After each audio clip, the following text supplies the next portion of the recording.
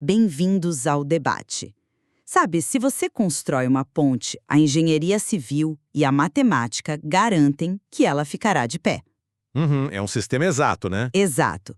É um sistema claro, reconfortante, binário. A estrutura suporta o peso ou não suporta. Mas, e quando tentamos aplicar essa mesma precisão estrutural a um confronto humano em uma rua escura? Aí a coisa muda de figura completamente. Pois é. Hoje vamos dissecar o material sobre o uso progressivo da força, o famoso UPF.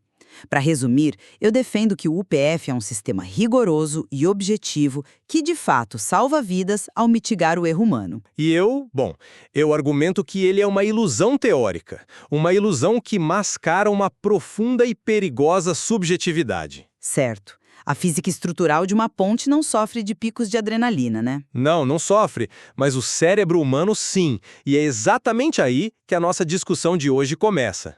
Então, para nivelarmos todo mundo que está nos ouvindo, o uso progressivo da força não é tipo uma sugestão. É um conjunto abrangente de diretrizes operacionais e legais.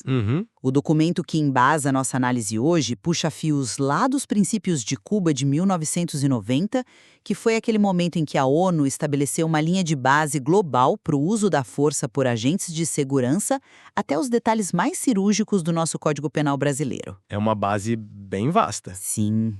E o modelo estabelece 4 pilares muito claros: legalidade, necessidade, proporcionalidade e conveniência. E de forma bem prática, ele desenha 6 níveis de força. Começa na simples presença física do agente, sabe? Que já impõe um respeito, teoricamente. Exato.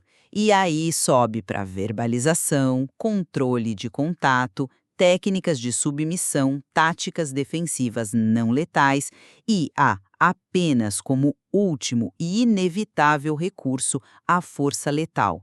A minha posição é que isso transforma o que seria uma reação puramente instintiva em uma ciência calculada e amparada pelo Estado. Olha, sinto muito, mas eu simplesmente não compro essa ideia. Deixe-me dizer o porquê. Toda essa arquitetura que você descreve, ela é linda no papel. Mas ela se baseia em uma premissa fundamentalmente falha. A ilusão de que as interações violentas seguem um roteiro organizado, sabe? De que os agressores, de alguma forma mágica, vão cooperar com essa escalada gradual. Bom, o modelo não pressupõe cooperação, ele pressupõe resposta proporcional. Mas veja bem o que o material nos apresenta, o tal do triângulo da força letal. Ele diz que o uso da força máxima depende da intersecção de 3 coisas: habilidade, oportunidade e risco. Parece científico, certo? É bastante técnico, sim. O problema é que, para aplicar isso, o agente precisa fazer uma avaliação cognitiva extremamente complexa em tempo real, frações de segundo. A natureza humana e a biologia do medo destroçam qualquer padronização teórica que o EPF tente impor. Eu entendo sua preocupação com a biologia do medo. Mas espera aí, não podemos ignorar como o modelo ataca justamente isso? Vamos olhar para a espinha dorsal do UPF, os 6 níveis de força. Certo, os degraus. Mas eles não foram tirados do nada. Eles refletem a gravidade da ameaça. O nível 1, que é simplesmente o agente uniformizado e ostensivo, já previne a esmagadora maioria dos crimes antes mesmo da ignição. Concordo que a presença inibe. Sim, e o nível 2 é a verbalização técnica. O modelo nos guia metodicamente até o nível 5, o uso de espargedores de pimenta, armas de choque, antes de sequer flertar com a arma de fogo no nível 6. É um design feito para esgotar as opções menos danosas. Um design que sugere uma falsa sensação de controle linear, se me permite. Falsa por quê? Porque o problema real dessa escala de 6 níveis é que a violência nas ruas não sobe de degrau em degrau, como se fosse um lance de escadas.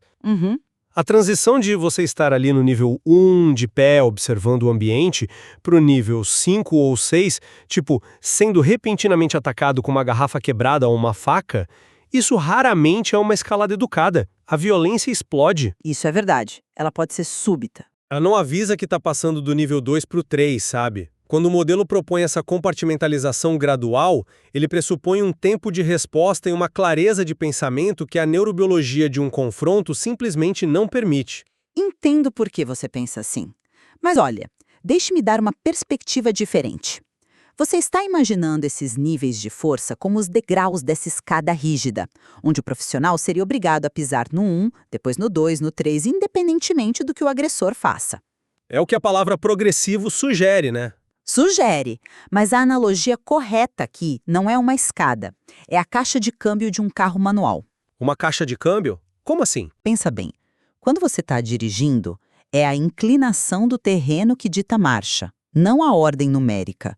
Se você está no plano em primeira marcha e de repente entra numa via expressa ou tem que fazer uma ultrapassagem de emergência, você tem total liberdade para jogar da primeira direto para a terceira ou quarta marcha. Ah, entendi onde você quer chegar. O Manual de Engenharia do Carro, que na nossa analogia é o UPF, não te obriga a passar lentamente por todas as marchas numa crise. O que ele faz é ditar as regras mecânicas de como essa caixa funciona para que você não estoure o motor. E o motor aqui é a legalidade da sua ação. Interessante. O modelo te dá a margem para pular do nível 1 para o nível 6 se alguém sacar uma arma de fogo do nada. Além disso, olha que genial o que o material aponta sobre o nível 2, a verbalização. Ela não é um degrau que você deixa para trás. Ela continua, né? Exato. Ela funciona como o óleo lubrificante de todo esse motor. Mesmo enquanto o agente está aplicando uma chave de braço lá no nível 4, ele continua verbalizando, comandando, tentando a desescalada. É flexível e dinâmico. Olha, a analogia do carro é excelente, mas tem um detalhe crucial aí. Qual?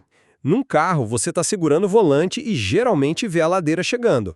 Em um confronto armado, é o suspeito quem joga o carro no seu colo, sem aviso prévio. Bom, a imprevisibilidade é parte do trabalho. Sim, e isso nos leva à falha estrutural mais profunda desse material. O tal do triângulo da força letal que mencionei antes. Vamos destrinchar isso para quem está ouvindo porque é aqui que a teoria colide com o asfalto. Vamos lá. O documento diz que para você atirar, 3 vértices precisam existir simultaneamente. Primeiro, a habilidade. O suspeito tem a capacidade física de causar dano letal. Ele tem uma faca, uma arma, um pedaço de pau. Ok, mensurável. Sim, bastante claro. Segundo, a oportunidade. Ele está a uma distância viável para usar essa habilidade. Também concordo, é geometria básica do espaço. Exato, são fatos observáveis. A presença da ferramenta e a distância. Sim, mas aí chegamos no terceiro vértice, o risco.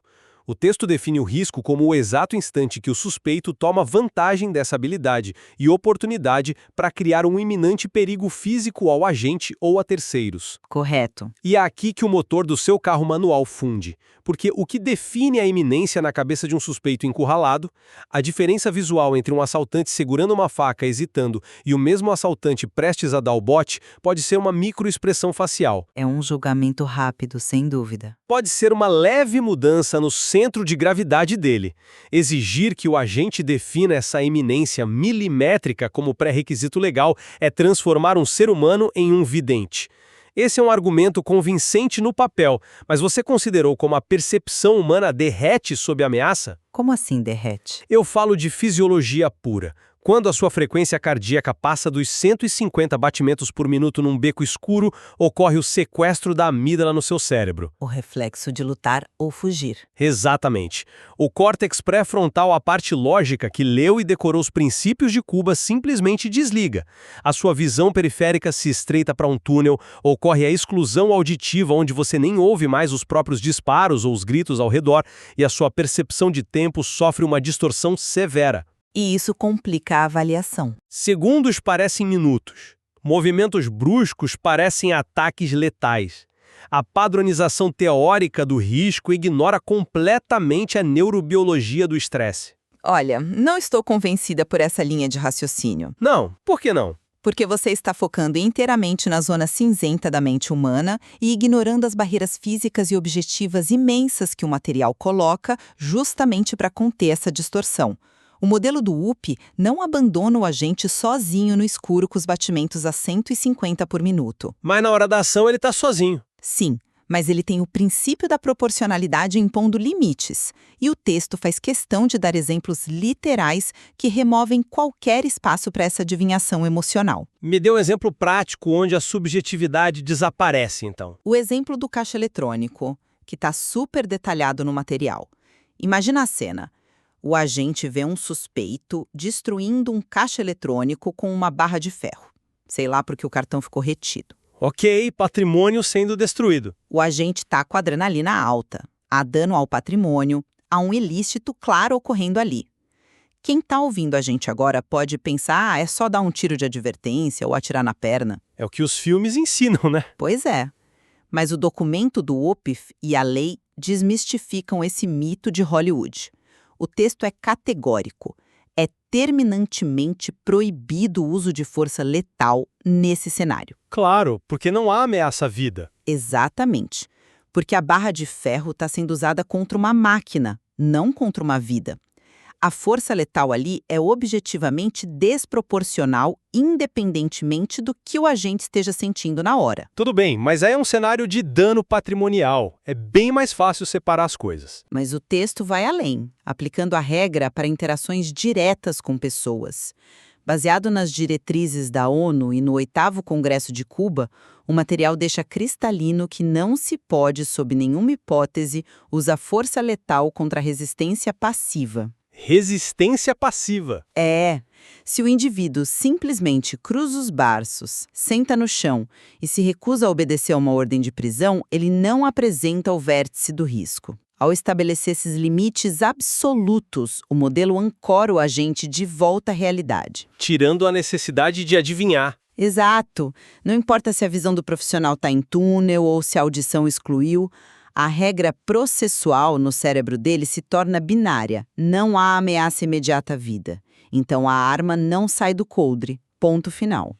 O Código Penal constrói um teto muito sólido para limitar essa subjetividade. Ok, o Código Penal pode até colocar um teto rigoroso para o risco e a proporcionalidade, como você diz.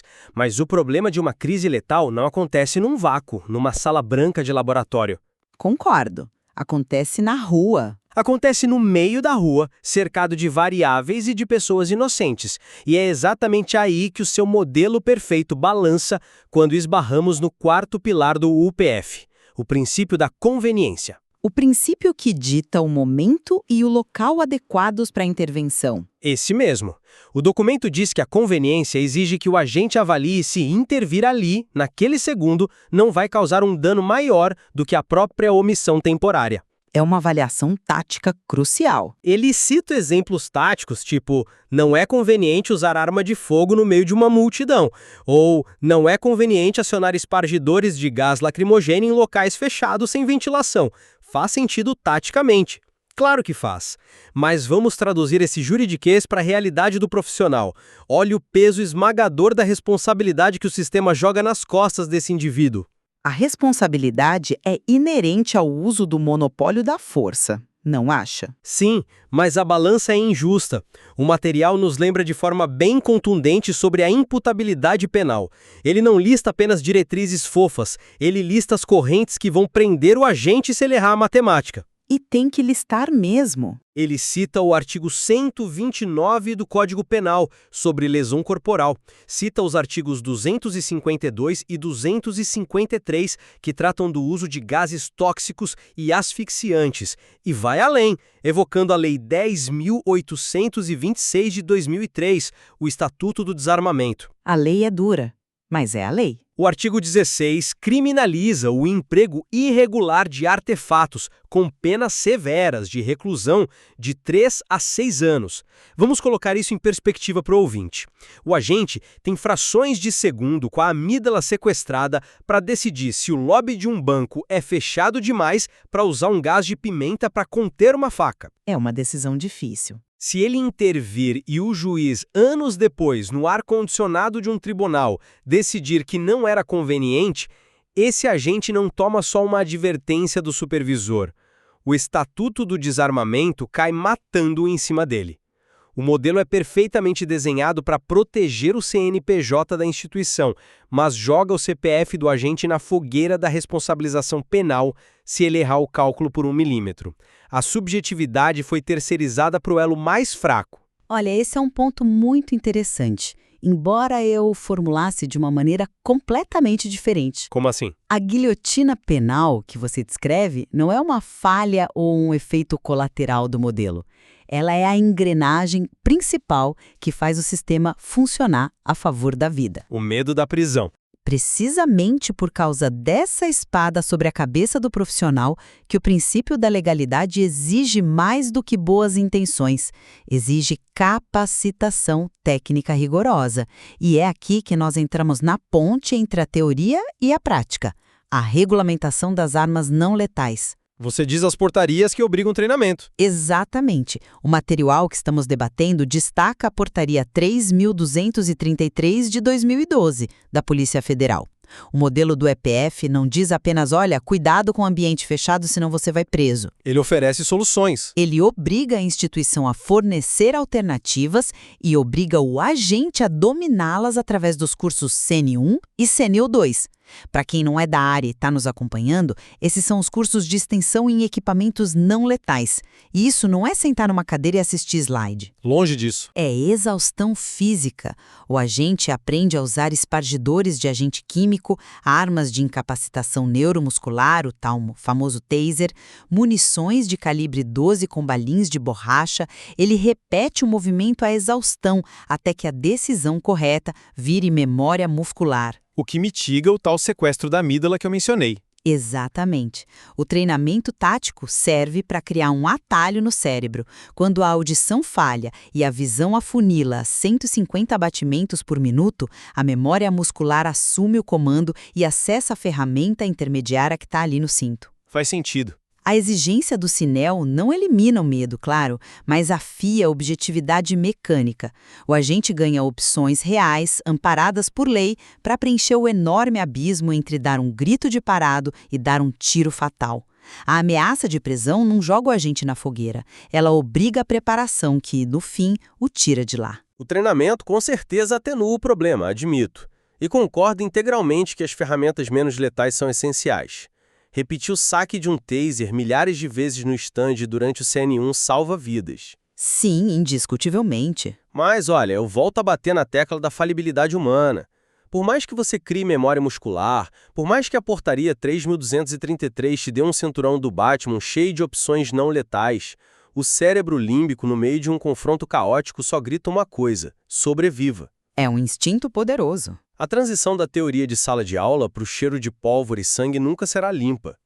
O UPF é vital, mas ele peca por uma certa arrogância acadêmica se não reconhecer que no limite absoluto da violência, as resoluções da ONU se tornam neblina e o profissional fica apenas com a sua intuição crua e falível. Bom, estamos nos aproximando do fim da nossa discussão e acho que mapeamos muito bem esse território complexo, né? Sim, com certeza. Do meu ponto de vista, eu continuo sustentando que o uso progressivo da força, ancorado nas delimitações físicas do nosso Código Penal e na jurisprudência de tratados internacionais, oferece a melhor e mais objetiva arquitetura possível. Entendo sua posição. Ele não confia na sorte ou no improviso, sabe? Ele estrutura a reação através de níveis gradativos e exige treinamento exaustivo, amarrando o instinto de sobrevivência aos trilhos da legalidade e da preservação da vida. E do meu lado, eu reforço que, embora essa arquitetura estrutural seja juridicamente indispensável e bem intencionada, precisamos olhá-la com uma profunda humildade intelectual. Humildade é sempre bom. Temos que reconhecer que balizas como oportunidade, risco iminente e conveniência, por mais brilhantemente descritas que estejam nos manuais, elas sempre serão reféns da percepção humana quando esta for submetida ao caos e ao medo extremo. A matemática da sobrevivência nunca será perfeitamente exata. Há, no entanto, uma linha de convergência muito clara entre nós hoje. Qual? Ambos concordamos que a expansão e o domínio das ferramentas e táticas não letais, a verbalização constante como lubrificante, os espargibores, as armas de incapacitação, elas representam a grande vitória prática desse material. Sem dúvida nenhuma. Essas opções intermediárias não letais são a única ponte viável entre a frieza teórica do Código Penal e a realidade febril e imprevisível das ruas. Exato. Elas oferecem ao profissional a margem de erro tático que a biologia exige, mas que a lei, implacavelmente, muitas vezes não perdoa. É fascinante perceber como submeter essas diretrizes ao debate rigoroso não enfraquece a lei. Muito pelo contrário, fortalece nossa compreensão sobre as escolhas excruciantes que, como sociedade, delegamos àqueles que vestem um uniforme. É um peso enorme. E todo esse arcabouço técnico que balizou nossa discussão de hoje é fruto de um trabalho acadêmico rigoroso. Inclusive, vale destacar o Copyright 2001-2026, professor José Márcio Lacerda, todos os direitos reservados. É esse nível de detalhamento em seu material que nos permite entender que o desafio final da segurança pública não é eliminar o risco, mas gerenciá-lo, em meio a infinitas variáveis. Gerenciamento é a palavra-chave. Para quem nos ouve, a reflexão que fica não é sobre manuais frios, mas sobre o peso colossal da responsabilidade humana. Atrás de cada artigo do Código Penal e de cada nível de progressão de força, há o indivíduo de carne e osso tendo que tomar a decisão mais difícil do mundo em frações de segundo. Perfeitamente dito. O manual existe para que essa decisão não seja tomada no escuro. Como sempre, a complexidade do mundo exige que continuemos a questionar, entender e refinar as estruturas nas quais confiamos a manutenção da nossa civilização. Muito obrigada pela companhia de hoje. Um prazer estar aqui. Até mais. Até a próxima!